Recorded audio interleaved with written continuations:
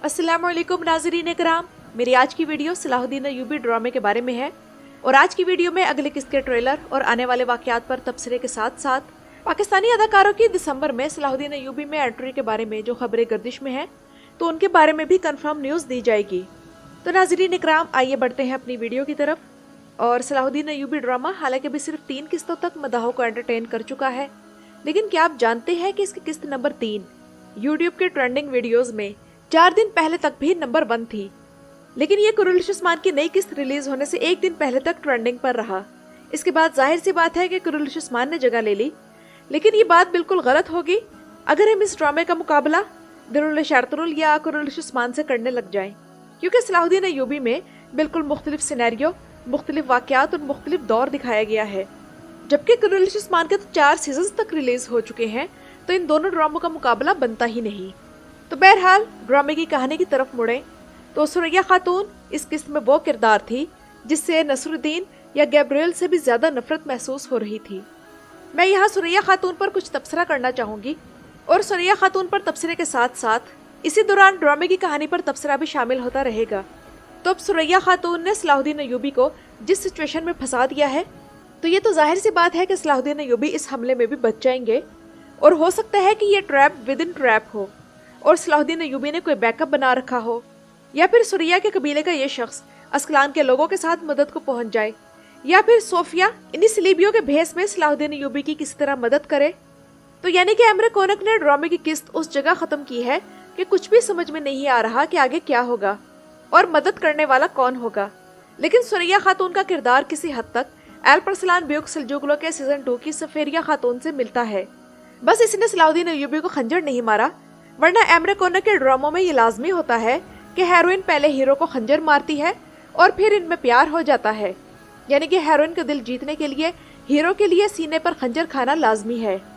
लेकिन दूसरी तरफ यह भी हकीकत है कि सफेरिया खातून ने एल्परसलान को कभी भी इस किस्म के खतरे में नहीं डाला था, और इस हिसाब से देखा जाए तो सुरैया ने सफेरिया खातून से ज्यादा खतरनाक काम किया है कि उसने खुद खंजर मारने के बजाय सलाहुद्दीन अय्यूबी के दुश्मनों की बातों में आ गई और अस्कलान को हासिल करने की बात तो दूर रही, वो सिर्फ अपने भाई को हासिल करने के लिए इस कदर कीमती कैदी रिहा करने के मामले में गैब्रियल की मदद करने पर राजी हो गई। लेकिन शुक्र है कि जब हकीकत खुली तब उसके चेहरे पर पछतावा नजर आ रहा था और सलाहुद्दीन अय्यूबी उसकी तरफ इस तरह देख रहे थे जैसे कह रहे हो कि छोटी बच्ची हो क्या। और वैसे तो तारीखी तौर पर अस्कलान के लोग ऐसे ही थे। जबकि ड्रामे में एक और नई किरदार की एंट्री हो चुकी है जो है सोफिया। और अगर सुरैया खातून और सोफिया का मुकाबला किया जाए तो सुरैया के मुकाबले में सोफिया बेहतर किरदार है जो कि सलाहुद्दीन अय्यूबी की जासूसा है। मगर यहाँ हमें ये बात भी जहन में रखनी चाहिए कि सुरैया को उसके आसपास के लोग भड़काने वाले हैं। उसका बाप, उसकी आंटी जो कि जंगियों को दुश्मन समझते हैं, और इसी दुश्मनी के नतीजे में अंधे होकर वो दोनों के मुश्तरका दुश्मन गैब्रियल की बातों में आ गए। अगर आप मुस्लिम उम्मा की तारीख का मुताला करें तो आपको यही बात समझ में आएगी कि 2 चीज़ों ने हमेशा मुस्लिम उम्मा को कमज़ोर किया। नंबर 1 अंदर के गद्दार और नंबर 2 कौम परस्ती, यानी जिसे हम नेशनलिज्म भी कहते हैं। और यहाँ भी आप लोग ये देखें कि सलाहुद्दीन अय्यूबी अल-कुदस और तमाम मुसलमानों का सोच रहे हैं, लेकिन अस्कलान वाले हर जगह सिर्फ अपनी ही ज़ात के बारे में सोचते हैं। इसे कहते हैं कौम परस्ती। और इसी वजह से तब भी अल-कुदस काफरों के चुंगल में था और आज भी है। दूसरी बात ये कि अगर हम वो सीन दोबारा देखें तो मालूम होगा कि गैब्रियल ने कहा था कि सलाहुद्दीन अय्यूबी को कैदियों से दूर लेकर जाना है। तो सुरैया ये समझी कि गैब्रियल सिर्फ अपने कैदी भगा ले जाएगा और इसके बदले में उसके भाई को रिहा कर देगा। लेकिन उसे क्या मालूम था कि गैब्रियल ने सलाहुद्दीन अय्यूबी को कत्ल करने के लिए जाल तैयार कर रखा होगा। और वैसे भी इस ट्विस्ट ने इस एपिसोड को इंटरेस्टिंग बना दिया है। अगर सब कुछ सलाहुद्दीन अय्यूबी के हक में होता तो ये सीरीज बोरिंग हो जाती। और नाज़रीन इकराम, नई किस्त का ट्रेलर देखकर ये बात समझ में आती है कि अब सूरत हाल ये है कि सुरैया का गैर मुतवक्का धोखा सलाहुद्दीन अय्यूबी पर हमले की वजह बना और इसके साथ साथ कैदियों को भी फरार होने का मौका मिला। उधर सुल्तान नूरुद्दीन जंगी भी शदीद जख्मी है। लेकिन ये बात समझ से बाहर है कि 2 मीटर पर खड़े इतने सिपाहियों की मौजूदगी में भी खंजर मारने वाला शख्स कैसे भाग निकला और उसका चेहरा भी नहीं देखा जा सका, जबकि कैदी भी वहां से फरार हो गए। इस किस्म के इलॉजिकल सीन्स कहानी को बोरिंग बना सकते हैं। और उधर सुल्तान जिंदगी मौत की कश्मकश में है और मेरा नहीं ख्याल कि सुल्तान नूरुद्दीन जंगी को सीजन के शुरू में ही खत्म कर देना कोई अच्छा फैसला होगा, क्योंकि महल में अब साजिशों का राज होगा और अगर सुल्तान नूरुद्दीन जंगी जिंदा बच गए तो नसरुद्दीन अपने आप को बचाने के लिए अपने बेटे को कुर्बान कर देगा। लेकिन जब तक सुल्तान नूरुद्दीन जंगी जिंदगी और मौत के दरमियान है, तो तब तक नसरुद्दीन सुल्तान को खंजर मारने के बाद इल्जाम तुरान शाह पर डाल सकता है, जो कि एक गद्दार के तौर पर मतलूब है, और इन तमाम हालात का जिम्मेदार वो सलाहुद्दीन अय्यूबी को ठहराएगा।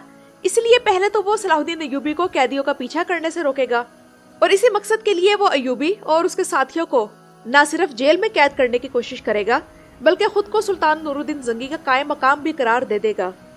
और रियासत अब इसकी मुट्ठी में है, और अब वो अस्कलान के मामले से भी पीछे हट जाएगा, और अब वो कैदियों का मसला भी गैब्रिएल के साथ हल करने की कोशिश करेगा। लेकिन ये मसला हल करने से ज्यादा अपनी जान छुड़ाने का तरीका होगा, और दूसरा ये कि गैब्रिएल पर यह एहसान करके अपने और अपने बेटे की हरकतों से मुतल्लिक गैब्रिएल का मुंह बंद रखने की कोशिश करे। लेकिन नाज़रीन इकराम, क्या वो सलाहुद्दीन अय्यूबी को जेल में कैद रख सकेगा? तो ये तो हम जानते हैं कि ऐसा मुमकिन नहीं। जबकि दूसरी तरफ सुरैया खातून हो सकता है कि अपनी गलती सुधारने की कोशिश करे, या किसी तरह या तो इन हालात में सलाहुद्दीन अय्यूबी का काम आए, या फिर कैदियों को फरार होने से रोके। और नाज़रीन इकराम, अब आते हैं पाकिस्तानी अदाकारों की तरफ। तो सुनने में आ रहा है कि वो पाकिस्तानी अदाकार जो सलाहुद्दीन अय्यूबी के लिए सिलेक्ट किए गए थे, इनमें से उशना शाह दिसंबर में सलाहुद्दीन अय्यूबी ड्रामे में एंट्री देगी, और वो अय्यूबी की बीवी इस्मत खातून बनेगी। लेकिन ऑफिशियली अभी तक इस बारे में कोई खबर नहीं आई, और अभी तक तो ये सिर्फ अफवाह ही है। इसी तरह हुमायूं सईद के बारे में भी सुनने में आ रहा है कि वो नूरुद्दीन जंगी के निकम्मे बेटे का किरदार निभाएंगे। हालांकि अगर नूरुद्दीन जंगी का कोई बेटा होता, तो ड्रामे की कहानी के मुताबिक अगर बात करें तो वो सलाहुद्दीन अय्यूबी को क्यों गोद लेते। तो बहरहाल ये खबर भी ऑफिशियली कंफर्म नहीं। और हैरानी की बात यह है कि पाकिस्तानी अदाकारों के इस ड्रामे में शामिल होने के हवाले से हुमायूं सईद, अदनान सिद्दीकी, काशिफ अंसारी और जुनैद अली शाह में से कोई भी वाज़ेह तौर पर नहीं बता रहा। एक तरफ पाकिस्तानी अदाकारा आयशा उमर ये कह रही हैं कि पाकिस्तानी अदाकार अगले सीजन में आएंगे, दूसरी तरफ अदनान सिद्दीकी ये कह रहे हैं कि टर्किश सीरीज में पाकिस्तानी फनकारों को शामिल करना डायरेक्टर का इख्तियार है। जबकि हुमायूं सईद ये कह रहे हैं कि पाकिस्तानी अदाकार हमजा अली अब्बासी और फवाद खान भी सलाहुद्दीन अय्यूबी ड्रामा सीरियल का हिस्सा होंगे। लेकिन साथ साथ ये भी कहते हैं कि हो सकता है कि सलाहुद्दीन अय्यूबी में आगे जाकर किसी किरदार में नजर आऊं। तो इस हवाले से सिचुएशन बिल्कुल भी वाज़ेह नहीं है, जो कि अच्छी बात नहीं है। मैं पहले भी कह चुकी हूँ कि अंसारी एंड शाह फिल्म्स की तरफ से इस बारे में कोई वाज़ेह मौक़िफ़ सामने आना चाहिए, या फिर शायद खुलकर बात ना करने का मकसद ये है कि पाकिस्तानी अदाकारों के आने या ना आने के बारे में कोई वाज़ेह बात ना बताकर पाकिस्तानियों को इस ड्रामे के साथ इंगेज्ड रखा जाए। और इन अदाकारों की पाकिस्तान में जो फैन फॉलोइंग है, तो वो इन अदाकारों के इस ड्रामे में अपीयर होने के इंतजार में ये ड्रामा देखती रहे। तो नाज़रीन इकराम, ये तो थी मेरी आज की वीडियो। अपनी राय का इजहार कमेंट्स में ज़रूर कीजिएगा। मेरे चैनल पर आने का शुक्रिया।